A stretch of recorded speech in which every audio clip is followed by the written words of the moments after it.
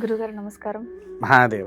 మోక్ష నారాయణ బలి ఎన్నో పాపాలకి విముక్తి అని చెప్పారు. చాలా విషయాలు తెలియజేశారు. అందరికీ అర్థమయ్యేలాగా ఒకసారి చెప్పండి. ఈ మోక్షనారాయణ బలి అనేటువంటిది తల్లి స్త్రీ శాపము, పితృదోషము, పితృశాపము, కాలసర్ప దోషము, కుజదోషము వంటి దోషాలకు పరిష్కారంగా ఉంటుంది తల్లి.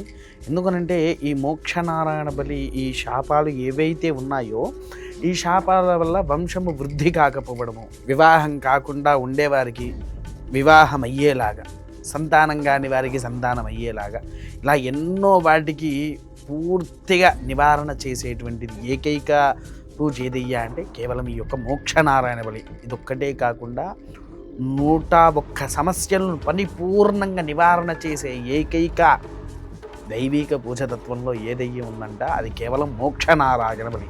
ఈ మోక్షనారాయణ బలికి అంత ప్రాముఖ్యత కూడా ఎందుకు అనంటే ఇది వచ్చేసేసి మన 5 తరాల ముందు నుంచి ఉండేవారికి పిండ ప్రధానాలు గావించేటువంటి యొక్క స్థితిగతమే ఈ యొక్క మోక్షనారాయణ బలి. అందుకోసమే ఇది ఆచరిస్తే ఆ దోషాల నుంచి బయటపడి మన ఎదుగుదల అనేది ప్రారంభం అవుతుంది.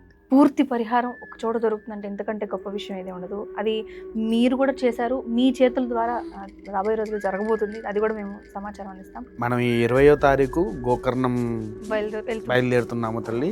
మనం బస్సు కూడా పెట్టాము. ఎవరైనా రావాలంటే కింద స్క్రోల్ అయ్యే నెంబర్కి కాల్ చేస్తే సరిపోతుంది తల్లి.